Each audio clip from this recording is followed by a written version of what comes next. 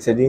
پھر دوسرا سوال ہمارے پاس یہ ہے کہ ہم قسطوں پر کار خرید لی, موٹر سائیکل خرید لی, پلاٹ وغیرہ خرید لیے, ٹھیک ہے. اس میں یہ ہوتا ہے کہ جب ہم نقد پیسے دیتے ہیں اس میں تو چلو ٹھیک ہے, جو ان کو پیکج ہمیں بتاتے ہیں ہم اسی پہ قیمت میں ان کو ادا کر کے وہ چیز اپنی لے لیتے ہیں. لیکن جب ہم ایک ساتھ یعنی قسط کرتے ہیں اس کی چیز کی, تو اکثر یہ ہوتا ہے کہ ہمیں جو ایک قیمت ہوتی ہے اس سے زیادہ کا پے کرنا پڑتا ہے, ٹھیک ہے. تو جو اوپر والی رقم ہم قیمت سے زیادہ ادا کرتے ہیں ہم خود, تو کیا وہ سود میں شمار ہوتی ہے؟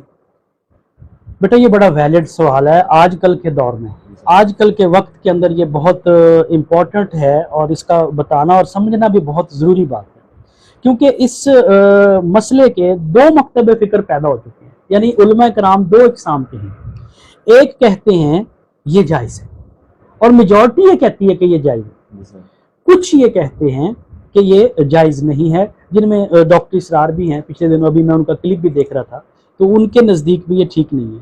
اگر آپ بیٹا مجھ سے پوچھو تو میرے نزدیک بھی یہ ٹھیک نہیں ہے, یہ جائز نہیں ہے. اب جو اس کو جائز کہتے ہیں وہ یہ جواب دیتے ہیں کہ پیسے کے اوپر ایکسٹرا پیسے لینا سود ہے. نبی کے دور میں بھی یوں ہی تھا, لیکن یہ تو چیز ہے اور چیز پر پروفٹ ہم لے سکتے ہیں, اور غیر اخلاقی تو ہو سکتا ہے لیکن سود کے زمرے میں نہیں آ سکتا. دیکھیں میری بات سنیں, یہ جو چالاکیاں ہیں نا یہ ہر دور میں ہوتی رہی ہیں. اصل میں ہے یہ وہی, کان ادھر سے پکڑ لے یا ادھر سے پکڑ لے.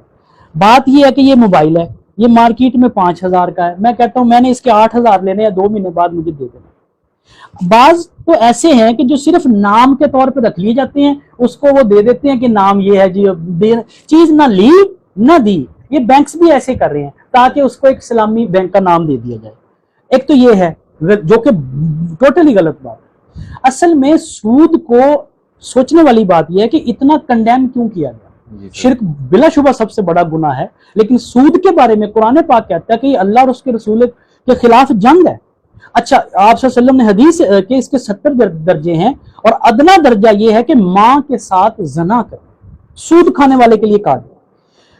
اب اس کا مطلب یعنی اس کی سویئرنیس بتائی گئی ہے, اس کی مذمت کی گئی ہے, اس کو کنڈیم کیا گیا. کیوں کیا گیا ہے, یہ کیوں اتنی کبھی حرکت قرار دی گئی ہے؟ اس کی وجہ یہ ہے کہ سود جو ہے اصل میں غریبوں کا استحصال کیا جاتا ہے. وہ جو غریب ہے, وہ جو محتاج ہے, اس کی مجبوری کا فائدہ اٹھایا جاتا ہے, اور اسلام اس کو سختی سے کنڈیم کرتا ہے. کیونکہ غریب امیر کرنے والا اللہ کی ذات ہے, تو وہ غریب ہے, وہ محتاج ہے, اس کے پاس نہیں ہے, تو وہ جو پیسے والا ہے وہ اس کی غریبی کا فائدہ اٹھاتے ہوئے وہ اس کو بلیک میل کرتا ہے. سود اس لیے حرام ہے. اب یہ کیا ہو رہا ہے کہ ایک چیز ہے, آپ اس کو اگر آپ نے اتنی نیکی کرنی ہے تو آپ اس کو اسی چیز میں دیں. آپ اس کو کیوں بڑھا کے پیش کر رہے ہیں؟ اور پھر اب تو یہ باقاعدہ انڈسٹری بن چکی ہے, باقاعدہ کاروبار ہے. آپ انسٹالمنٹ کی دکان پہ جائیں, اس کے کہیں گے یار میں نے نیٹ پیسے دینے ہیں اور میں نے لینے, وہ کہتے ہیں نہیں ہم دیتے قسطوں میں, نیٹ ہم دیتے ہی نہیں ہیں. تو یہ جو چالاکیاں ہیں, یہ میرے نزدیک میں یہ سمجھتا ہوں اگر یہ جائز ہے تو بہت اچھی بات ہے, اللہ تعالیٰ معاف کر دے گا. اور خدا نہ خواستہ اگر اللہ نے کہا یہ سود کے زمرے میں آتا ہے, پھر کدھر جاؤ گے؟ اتنا بڑا رسک کر رہے ہو بھائی, کیوں اتنا رسک کھیل رہے ہو؟ اچھا یہ وہی تھوڑی سی میں مثال دوں گا آپ کو کہ یہ وہی بات ہوئی جیسے واقعہ سبت, اگر آپ نے سورہ بقرہ کے اندر ہے, اللہ تعالیٰ نے کہا ہفتے والے دن تم نے مچھلیاں نہیں پکڑنی. اب ہفتے والے دن وہ دریا کے کنارے مچھلیاں بہت آ جاتی تھی.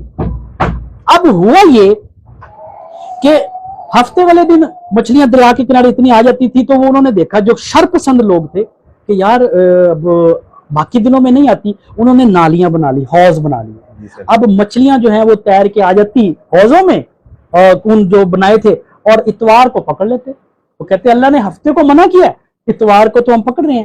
تو یہ جو ہے نا یہ اللہ تعالیٰ کو پسند نہیں ہے, اور یہ اسی شک میں آ جاتی ہے. اچھا ایک اور مثال, اللہ کے رسول نے فرمایا اب قبریں پکی نہ کرو. جی سر, یہ منع کیا, بلکہ حضرت علی کو کہا کہ جا کے گرا کے آؤ جن کی پکی قبریں ہیں. اب ہم جو سیانے سمجھدار لوگ ہیں ہمارے معاشرے میں, انہوں نے کیا کیا, وہ جو قبر کا حصہ ہے اس کو کچا رکھا, سائڈوں پہ پکی بنانی شروع کر دی, سلیب لگا کے پکی لگانی. دیکھو جی وہ تو کچی ہے.